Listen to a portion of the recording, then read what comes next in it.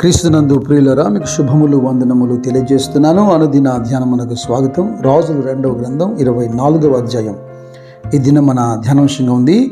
యెహోయాకీము పరిపాలన చేస్తున్నాడు.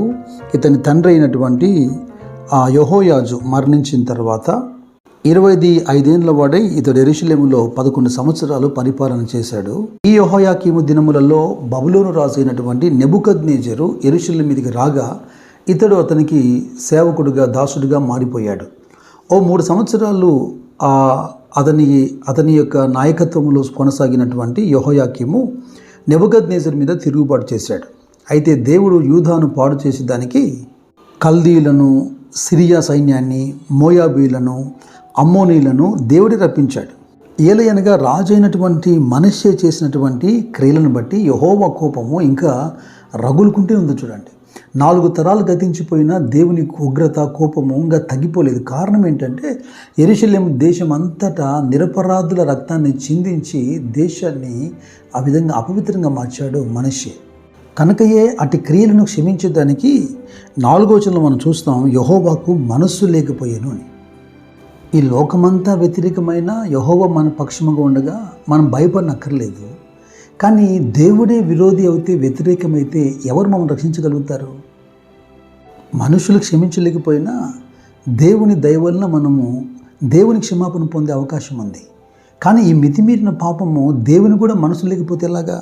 కీర్తనకాడు అందుకే ఒక మాట రాశాడు 32వ కీర్తనలో, తన అతిక్రమములకు పరిహారము నొందినవాడు, తన పాపమునకు ప్రాయశ్చిత్తం నొందినవాడు ధన్యుడు అని. ఆయన నీ దోషములన్నిటినీ క్షమించువాడని, నీ సంకటములన్నిటినీ కుదుర్చువాడని వాక్యము బోధిస్తున్నా కొందరు విన్నట్టుగా ఉంటారు.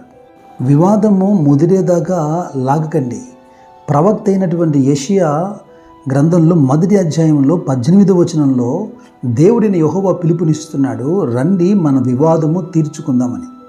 ఏ నరుడైనా తన వివాదాన్ని దేవునితో తీర్చుకోగలుగుతాడా? అందుకే వెంటనే పశ్చాత్తపడి ఆయనతో సమాధానపడాలి. అపోస్తలుడైన పౌలు కూడా ఇదే అంశాలు జ్ఞాపం చేస్తూ రోమీయులతో మాట్లాడుతున్నప్పుడు 4వ అధ్యాయంలో అంటాడు, ప్రభు చేత నిర్దోషిని ఎంచబడిన వాడు ధన్యుడు అంటూ ఈ ధన్యవచనము అంటున్నాడు. ఇది ధన్యవచనం. ఈ ఇజ్రాయేలు రాజులు కానీ, యూదా రాజులు కానీ దేవునికి క్షమాపణ పొందలేకపోవటం ఎంత దౌర్భాగ్యపు స్థితి చూడండి. అయితే ఇక ఈ అధ్యాయంలో యెరూషలేము బబులోనుకు చెరకు తీసుకోబోయే అంశాలు ఉన్నాయి. 8వ వచనం నుంచి మీరు గమనించండి. యెహోయాకీము కూడా మరణించాడు. అతని కుమారుడు యెహోయాకీను పరిపాలన ప్రారంభిస్తున్నాడు. ఆ కాలమందు బబులోను రాజు అయిన నెబుకద్నెజరు యొక్క సేవకులు యెరూషలేము మీదకి వచ్చి పట్టణమునకు ముట్టడి వేసిరి. మరియు అతడు యెహోవా మందిరపు ధననిధిలో ఉన్న పదార్థములను, రాజు ఖజానాలో ఉన్న సొమ్మును పట్టుకొని ఇజ్రాయేలు రాజు అయిన సొలొమోను యెహోవా ఆలయముకు చేయించిన బంగారపు ఉపకరణములన్నిటినీ యెహోవా సెలవిచ్చిన మాట చొప్పున తునకలుగా చేయించి ఎత్తుకొని పోయాను. ఈ అంశాలన్నీ మనకి ఎక్కడ కనబడుతున్నాయి? దానియేలు గ్రంథము 1వ అధ్యాయంలో మొదటి 7 వచనాల్లో ఇదే విషయాలు రాయబడ్డాయి. ఈ రాజు 2వ గ్రంథం 24వ అధ్యాయంలో జరిగినటువంటి ఈ అంశంలోనే షడ్రకు, మేషకు, అబేద్నెగో, దానియేలు కనబడతారు. అంటే అప్పుడు కొనిపోబడినటువంటి ఆ వేల కొలది ప్రజల ఆ చెరలో ఈ నలుగురు కూడా ఉన్నారు. ఇక మెనే టెకెల్ ఉఫార్సిన్ అని మనకు కనబడే దానియేలు గ్రంథం 5వ అధ్యాయంలో కనబడేటువంటి ఆ మాటకు జరిగిన ఈ ఉదంతానికి ఆ సంబంధం ఉంది. ఎందుకంటే యెరూషలేములో ఉన్నటువంటి మందిరములో ఉన్న ఉపకరణములన్నిటినీ, పాత్రలన్నిటినీ నెబుకద్నెజరు తీసుకెళ్ళాడు కదా చెరకు. తీసుకెళ్ళి అక్కడ తమ దేవుళ్ళ గుడిలో వీటిని భద్రం చేశాడు. అయితే రాజైన బెల్షస్సరు ఎప్పుడైతే 1000 మందితో విందు చేస్తున్నాడో అతడు అతిశయించి, గర్వించి యెరూషలేము నుండి తెచ్చినటువంటి ఆ బంగారు పాత్రలు ఏవైతే ఉన్నాయో ఆ ప్రతిష్ఠితమైనటువంటి ఆ పాత్రల్లో ద్రాక్షరసం పోసి తాగుతుండగానే కదా దేవుని హస్తం దిగివచ్చి మెనే టెకెల్ ఉఫార్సిన్ అని రాసింది. రాజులు 2వ గ్రంథం 24వ అధ్యాయంలోనూ, దానియేలు గ్రంథం 1వ అధ్యాయంలోనూ జరుగుతున్న ఈ అంశాలన్నీ మీకు బాగా అర్థం కావటానికి యిర్మీయా గ్రంథం 27వ అధ్యాయం కూడా మీరు చదవాలి. ఏలయనగా యూదారాజైన యెషయా కుమారుడగు యెహోయాకీము ఏలనారంభించినప్పుడు యెహోవా యొద్ద నుండి యిర్మీయాకు ప్రత్యక్షమై సెలవిచ్చినటువంటి ప్రవచనాలు ఇవన్నీ నెరవేర్చబడుతున్నాయి. నేను 1-2 వచనాలు చదువుతాను. యిర్మీయా గ్రంథం 22వ అధ్యాయంలో 19-20 వచనాలు. బబులోను రాజైన నెబుకద్నెజరు యెరూషలేము నుండి యెహోయాకీము కుమారుడైన యెకొన్యాను యూదా యెరూషలేముల ప్రధానులందరి బబులోనుకు చెరకు తీసుకుని పోయినప్పుడు అతడు విడిచిపెట్టిన స్తంభములను గూర్చియు సముద్రమును గూర్చియు గడమంచులను గూర్చియు ఈ పట్టణములో మిగిలిన ఉపకరములను గూర్చియు సైన్యములకు అధిపతికి యెహోవా ఇలా సెలవిచ్చుచున్నాడు. యెహోవా మందిరములోను యూదారోజు నగరులోను యెరూషలేములోను శేషించిన ఉపకరములను గూర్చి ఇజ్రాయేలు దేవుడును సైన్యముల అధిపతి అయిన యెహోవా ఇలాగునే సెలవిచ్చుచున్నాడు. అవి బబులోనుకు తేబడును. నేను ఆ ఉపకరణములను దర్శించి తెప్పించి ఈ స్థలములో వాటిని మరలా ఉంచు కాలము వరకు అవి అక్కడ ఉండవలను. ఇదే యెహోవా వాక్.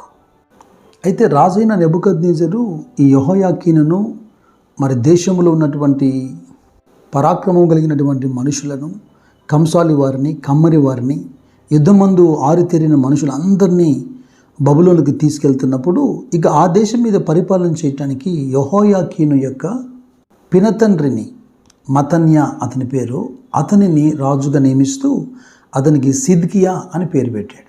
తమ కళ్ళ ఎదుట దేవునికి వ్యతిరేకంగా జీవిస్తున్నప్పుడు జరుగుతున్నటువంటి పరిస్థితులను ఏమాత్రం బేరీజు చేసుకోకుండా మునుపు నడిచినటువంటి రాజుల వలనే యెహోవా దృష్టికి చెడుగా వీళ్ళు ప్రవర్తిస్తున్నారు. గమనించండి. ఈ సిద్కియా కూడా అలాగనే ప్రవర్తించి యెహోవాకు కోపం పుట్టించాడట. దేవుడు తన ప్రజల్ని గుణపరచడానికే శత్రువుల చేతికి చెరకు అప్పగిస్తూ వచ్చాడు. వారి చరిత్ర కాదు, మనం కూడా వెళ్తున్న ప్రతి పరిస్థితిని చాలా లోతుగా ఆలోచన చేయాలి. ఏలయనగా ఒక అనుభవంలోనికి లేదా చెరలోకి పంపేవాడు, విడిపించేవాడు కూడా ఆయనే కదా. యెషయా గ్రంథం 11వ అధ్యాయము 11వ వచనం ఏముంటుంది? ఆ దినమున శేషించు తన ప్రజల శేషమును అశ్షూరులో నుండి, ఐగిప్తులో నుండి, పత్రోసులో నుండి, కూషులో నుండి, ఎలాములో నుండి, సీనార్లో నుండి, హమాతులో నుండి, సముద్ర ద్వీపములో నుండి విడిపించి రప్పించుటకు యెహోవా రెండవ మారు తన చెయ్యి చాచును. ఎక్కడెక్కడైతే చెదిరిపోయారో దేవుని ప్రజలు, ఇక్కడ అంటుంది మాట, భ్రష్టులైపోయిన ఇజ్రాయేలును ప్రోగు చేయము, భూమి యొక్క నాలుగు దిగంతముల నుండి చెదిరిపోయిన యూదాను సమకూర్చుము. ఈ విషయాలన్నీ ధ్యానిస్తున్నప్పుడు నాకు ఒక అంశం జ్ఞాపకం వస్తుంది. పాఠము ముగింపుగా ఇది మనం చూద్దాం. మత్తయి సువార్త 5వ అధ్యాయంలో యేసుక్రీస్తు ప్రభు తాను కొండ మీద కూర్చుని చేసినటువంటి ప్రసంగంలో ఒక అద్భుతకరమైన విషయం చెప్పారు. 25వ వచనం, నీ ప్రతివాదితో నీవు త్రోవలో ఉండగానే త్వరగా వానితో సమాధానపడము, లేని యెడల ఒకవేళ నీ ప్రతివాది నేను న్యాయాధిపతికి అప్పగించును, న్యాయాధిపతి నేను బంట్రౌతుకు అప్పగించును, అంతటా నీవు చెరసాలలో వేయబడదువు. ఇక అక్కడి నుంచి వెలపటికి వచ్చే అవకాశమే లేదు. ఆధ్యాత్మికంగా దీన్ని మనము అర్థం చేసుకోవాలి. యెషయా 1వ అధ్యాయంలో దేవుడే మన ప్రతివాదిగా రండి మన వివాదం తీర్చుకుందామని పిలుస్తున్నాడే, ఆ ప్రతివాదిగానే ఆయన మిగిలిపోయాడు అనుకోండి. ఇదిగో చెప్పబడినటువంటి ఈ ఉదాంతంలో మనం ఉంటాం. నేను ఈ విషయాలన్నీ జ్ఞాపకం చేయడానికి ఈ రాజు 2వ గ్రంథం 24వ అధ్యాయంలో 4వ వచనమే కారణం. వారిని క్షమించడానికి యెహోవాకు మనస్సు లేకపోయాను అనే మాట. ఆ పరిస్థితులు మనకు రాకమునిపే నేడు అని సమయం ఉండగానే మనం పశ్చాత్తపడి మన దేవుడైన యెహోవాతో మనం సమాధాన పడాలి. అందుకే కదా సమాధానకర్తగా యేసుక్రీస్తు లోకానికి దిగొచ్చాడు. ఎఫెసీయులతో పౌలు మాట్లాడుతున్నప్పుడు దైవోగ్రతకు లోనైన మనలను తన రక్తం ద్వారా విడిపించి దేవునితో ఆయన సమాధానపరిచాడు. అపోస్తలుడైన పౌలు అంటాడు, ఆ సమాధానపరచు పరిచర్యనే ఆయన మాకు అప్పగించాడు అని. అటు దేవునితోనూ ఇటు మనుషులతోనూ సమాధానాన్ని వెదికి వెంటాడే కృప దేవుడు మీకు మెండుగా దయచేయునుగాక. ప్రభు ఆత్మ మీకు తోడైనగాక. కృపయు మీ అందరికీ తోడైనగాక. God bless you.